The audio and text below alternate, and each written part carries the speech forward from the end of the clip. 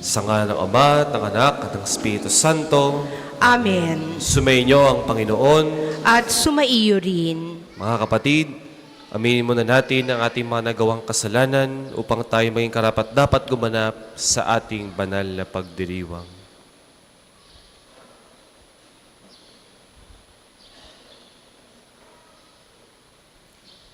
Inaamin ko sa makapangyarihang Diyos at sa inyo mga kapatid, na lubha akong nagkasala sa isip, sa salita at sa gawa, at sa aking pagkukulang. Kaya isinasamo ko sa mahal na Birheng Maria, sa lahat ng mga anghel at mga banal, at sa inyo mga kapatid, na ako'y ipanalangin sa Panginoong ating Diyos. Kawan tayo ng makapangyarihan Diyos, patawarin tayo sa ating mga kasalanan at patnubayan tayo sa buhay na walang hanggan.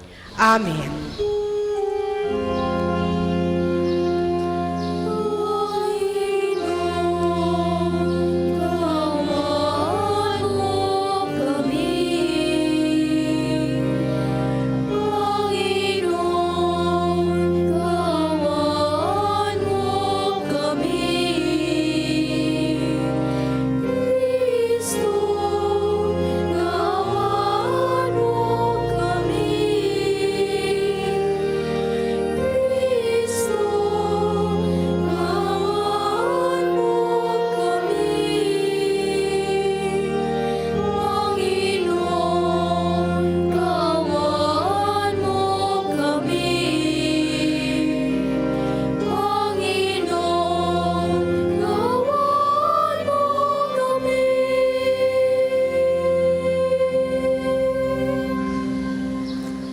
Manalangin tayo.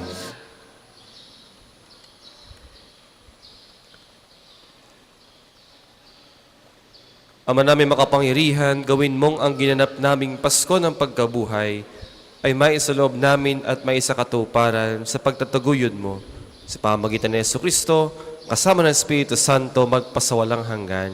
Amen. Ang lahat po ay magsiupo.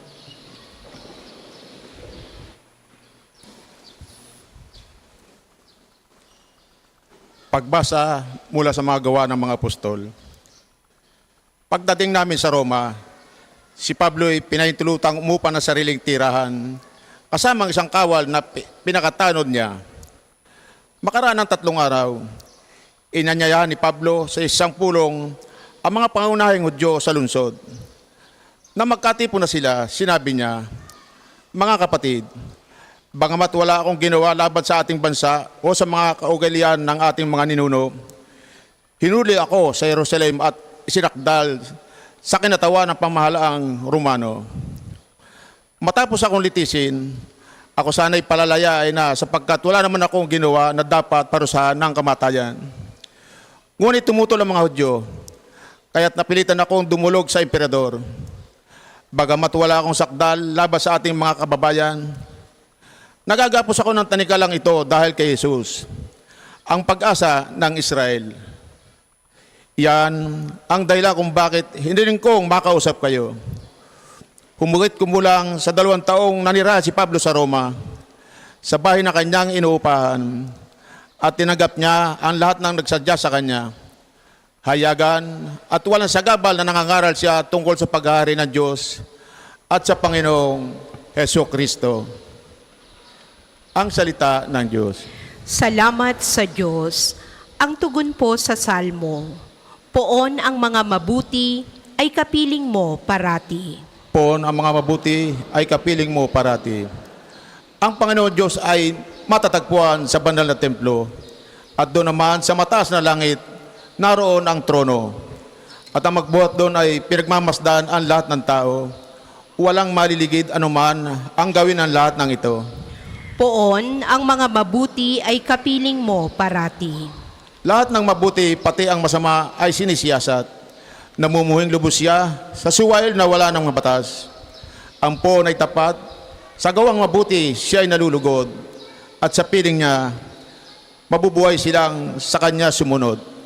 Poon ang mga mabuti ay kapiling mo parati.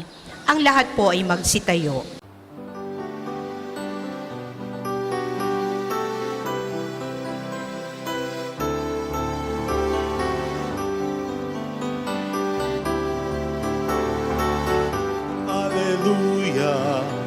Alleluia, Alleluia, Alleluia, Alleluia, Alleluia, Alleluia. Alleluia, Alleluia, Alleluia, Alleluia, Alleluia, Alleluia, Alleluia.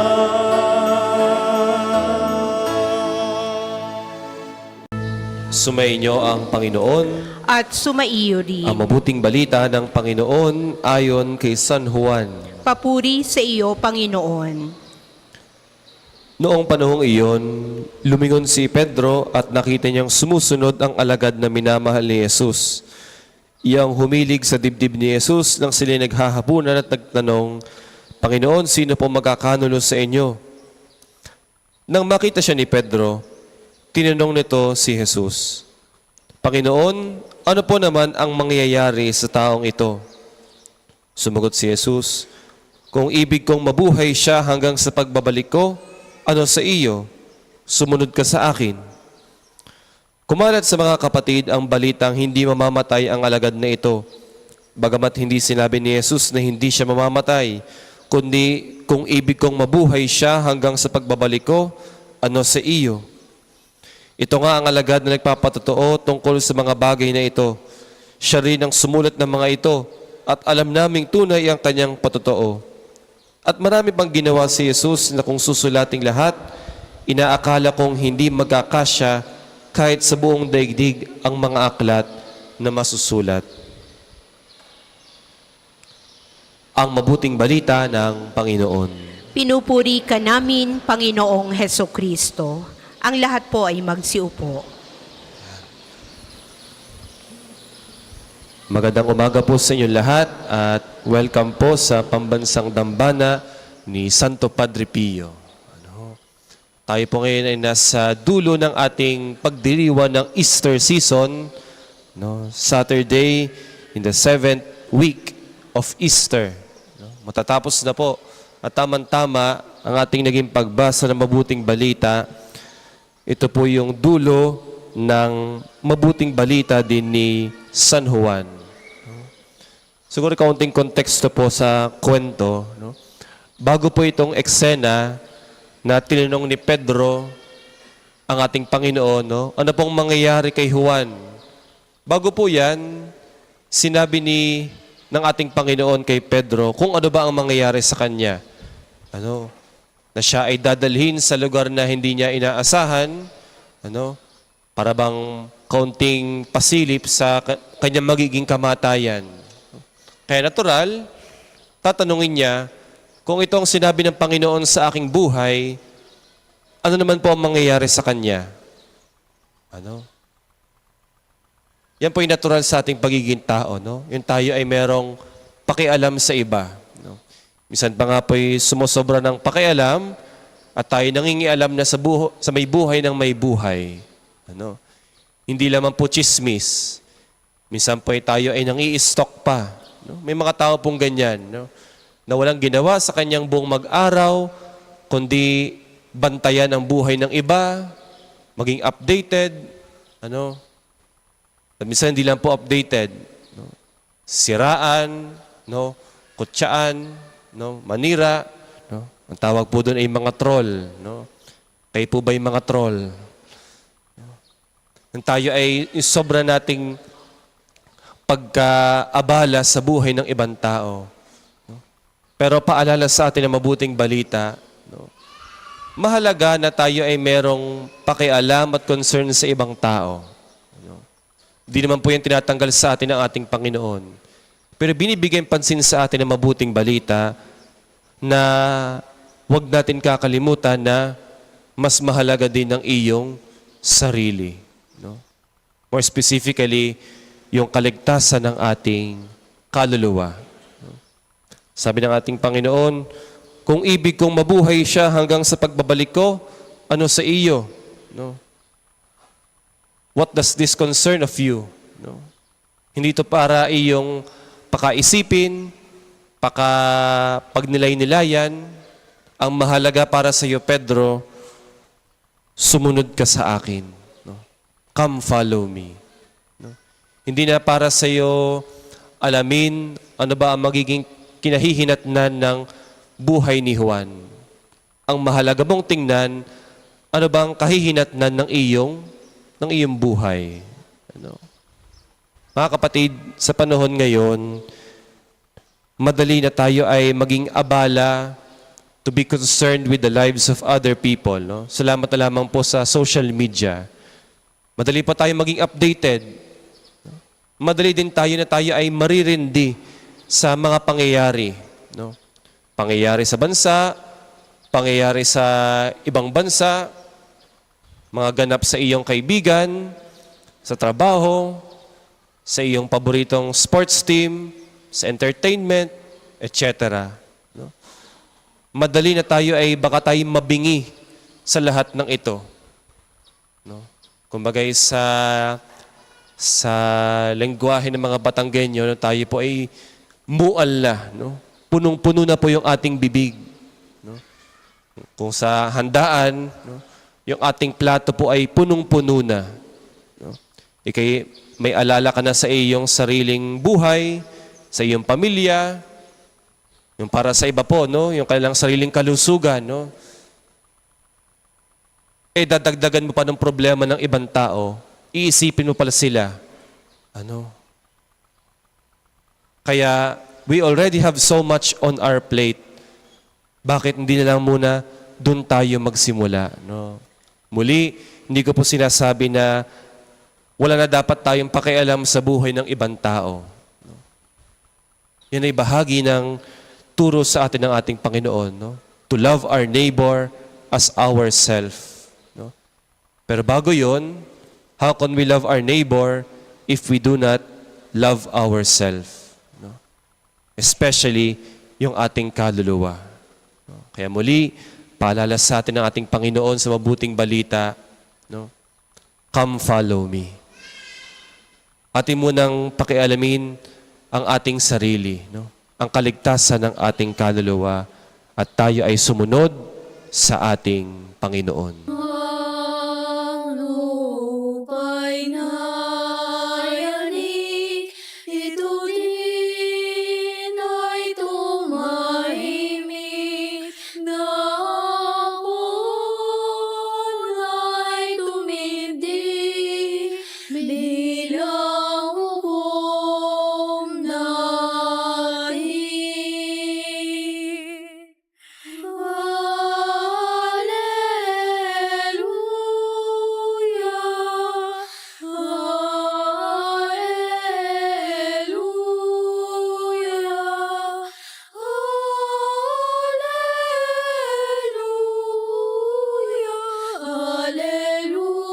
Alleluia, alleluia, alleluia, alleluia, alleluia, alleluia,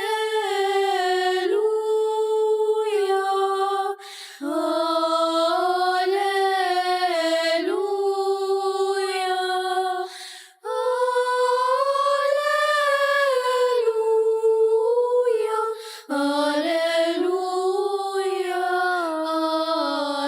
alleluia.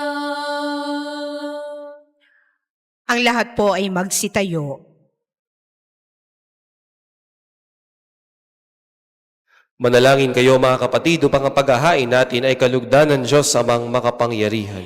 Tanggapin nawa ng Panginoon itong paghahain sa iyong mga kamay, sa kapurihan niya at karangalan sa ating kapakinabangan at sa buong sambayanan niyang banal.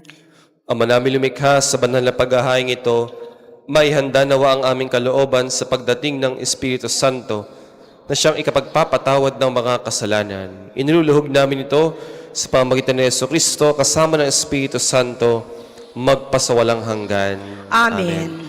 Sumainyo ang Panginoon. At sumaiyo rin. Itaas sa Diyos ang inyong puso at diwa. Itinaas na namin sa Panginoon. Pasalamatan natin ng Panginoong ating Diyos. Marapat na siya ay pasalamatan. Ama namin makapangyarihan, tunay nga marapat na ikaw ay aming pasalamatan sa pamagitan ni Jesucristo na aming Panginoon. Noong siya'y muling nabuhay, siya'y nagpakita sa mga alagad niyang mahal.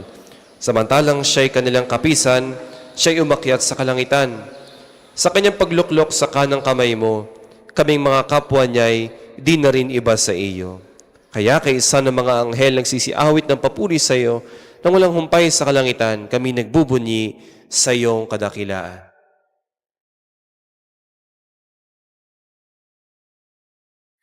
Santo, Santo, Santo, Panginoong Diyos, napupuno ang langit at lupa ng kadakilaan mo.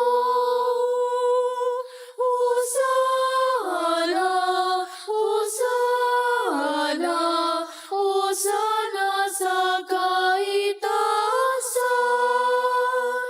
Hosana, Hosana, Hosana sa kaitaasan. Pinagpalang na paririto sa ngalan ng Panginoon. Hosana, Hosana, Hosana sa kaitaasan.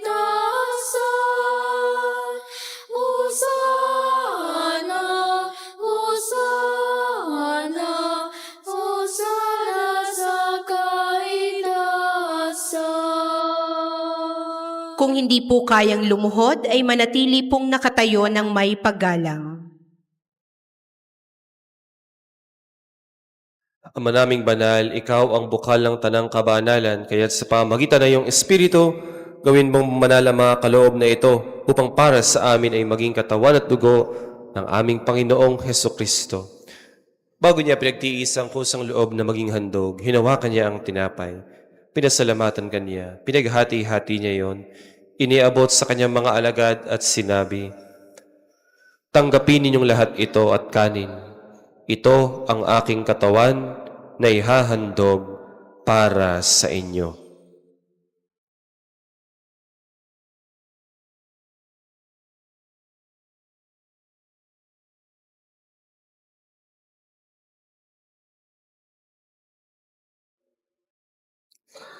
Gayon din naman nung matapos ang hapunan, hinawakan niya ang kalis, muli kanyang pinasalamatan.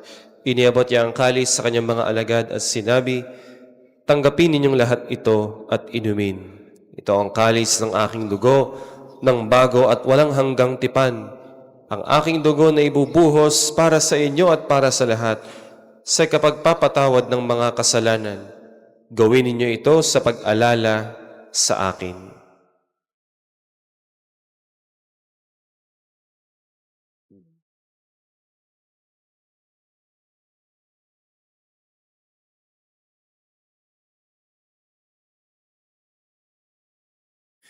Ipagbunyi natin ang misteryo ng pananampalataya. Si Kristo'y namatay, si Kristo'y nabuhay, si Kristo'y babalik sa wakas ng panahon. Ama, ginagawa namin ngayon ang pag-alala sa pagkamatay at muling pagkabuhay ng iyong anak. Kaya't iniaalay namin sa iyo ang tinapay na nagbibigay buhay at ang kalis na nagkakaloob ng kaligtasan. Kami nagpapasalamat dahil kami iyo minarapat na tumayo sa harap mo para maglingkod sa iyo. Sinasamo namin kaming magsasalo-salo sa katawan at dugo ni Kristo ay mabuklod sa pagkakaisa sa pamamagitan ng Espiritu Santo. Ama, lingapin mo ang iyong simbahang laganap sa buong daigdig. Puspusin mo kami sa pag-ibig, kay San Leon na aming Papa at ni Gilbert na aming Obispo at ng Tanang Kaparian. Alalahanin mo rin ang mga kapatid naming nahimlay na may pag-asang sila muling mabubuhay, gayon din ang lahat ng mga pumanaw. Kaawaan mo sila at patuloyin sa iyong kaliwanagan. Kaawaan mo at pagindapatin kaming lahat na makasalo sa iyong buhay na walang wakas, kay isa na mahal Birheng Maria na ina ng Diyos, ni San Jose na kanyang kalinisanisang esposo, kay isa na mga apostol, ni Santo Padre Pio at ang lahat ng mga banal na namuhay dito sa daigdig ng kalugod-lugod sa iyo. May pagdiwang nawa namin ang pagpupuri sa ikararangal mo sa pamamagitan ng iyong anak na aming Panginoong Hesukristo. Sa pamamagitan ni Kristo, kasama niya at sa Kanya, Ang lahat ng parangal at papuri ay sa iyo, Diyos amang makapangyarihan, kasama ng Espiritu Santo, magpasawalang hanggan. Amen, amen, amen.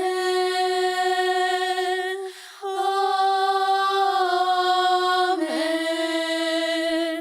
Amen, amen, amen.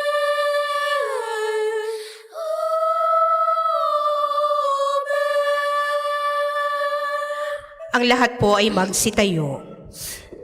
Sa tagubili ng mga nakagagaling na utos at turo ni Jesus na Panginoon natin at Diyos, ipahayag natin ng lakas loob.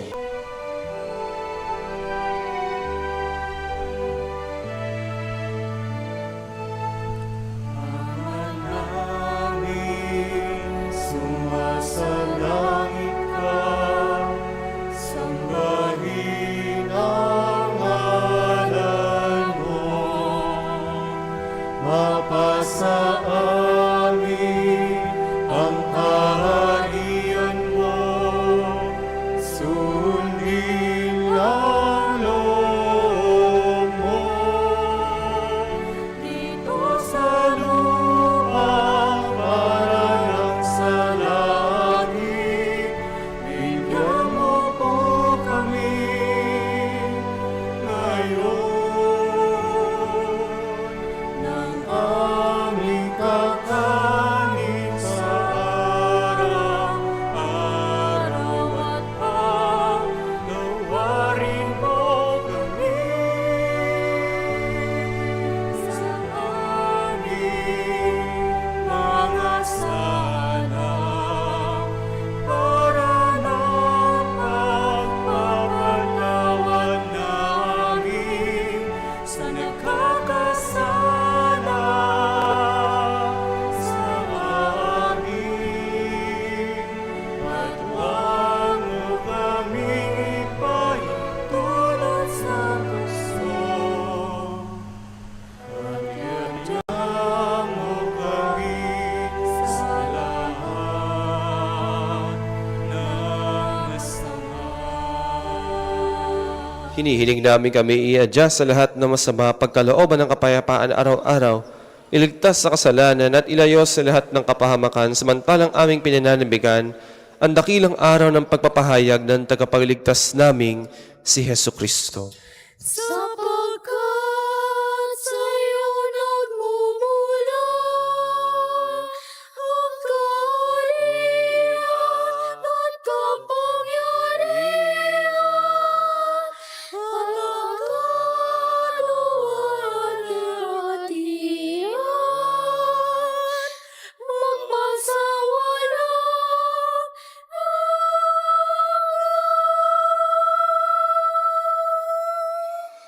Panginoong Hesu Kristo, sinabi mo sa iyong mga apostol, kapayapaan ang iniiwan ko sa inyo, ang aking kapayapaan ang ibinibigay ko sa inyo. Tunghayan mo ang aming pananampalataya at huwag ang aming mga pagkakasala.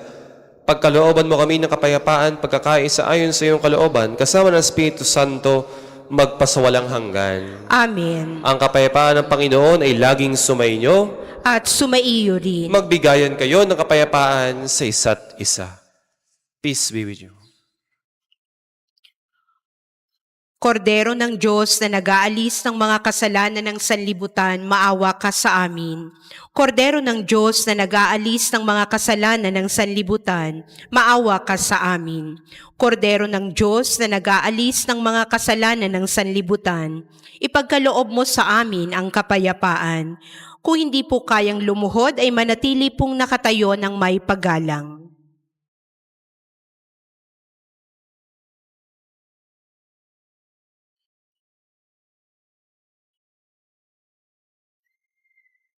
Ito ang kordero ng Diyos.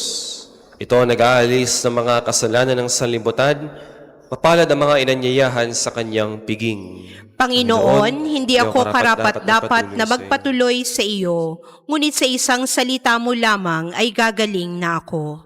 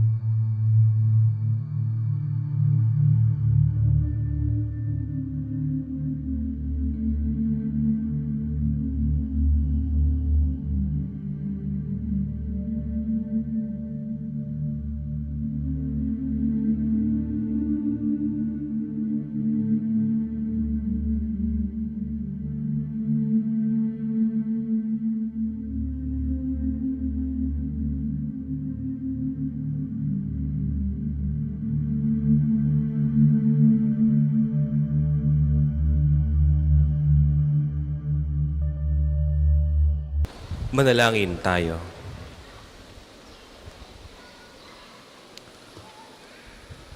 Ama naming pagmahal, pahintulutan mong sa aming pagdalangin, kaming itinawid mo mula sa luma patungo sa bago, na dulot ng banal na salo-salo, ay makapagbago nawa sa aming kalooban sa pagsisikap naming ang lumay talikdan sa pamagitan ni Jesucristo, kasama ng Espiritu Santo, magpasawalang hanggan. Amen. Panalangin para sa pagkakamit ng indulhensya plenarya ngayong taon ng Yubileo. Sumasampalataya ako sa Diyos Amang makapangyarihan sa lahat, na may gawa ng langit at lupa. Sumasampalataya ako kay Jesucristo, isang anak ng Diyos, Panginoon nating lahat.